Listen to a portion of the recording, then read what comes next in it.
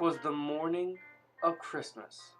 In the parking lot, Mr. Evett was worried, alone what he sought. The banks were doing well, market not a bear.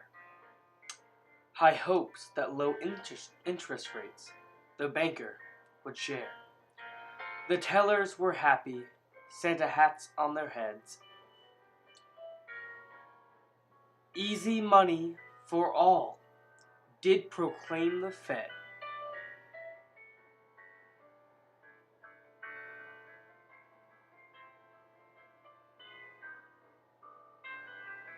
Mr. Evett was joyful, and with a grin he did ask, "What does that mean for my interest rate? Worry mask." The Federal Reserve buys bond left and bonds right. "More money to the people," cried Evett, face alight.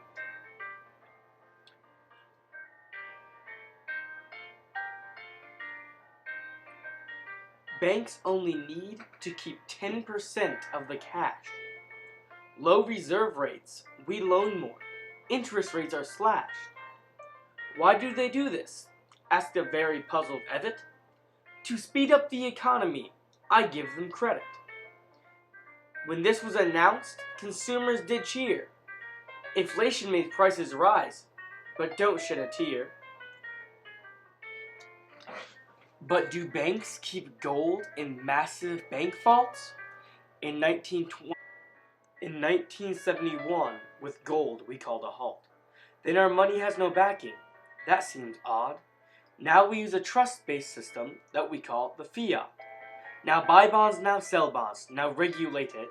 On Yellen, on Janet, the chair she does sit. To West San Francisco, to Boston and East, now print money, set interest, store gold for countries. But how, he was shuddering, do they slow it down? Selling of more bonds? He began to frown. Evett, scratching his head, looked confused as all hell. Banks are forced to buy the bonds that the Fed does sell.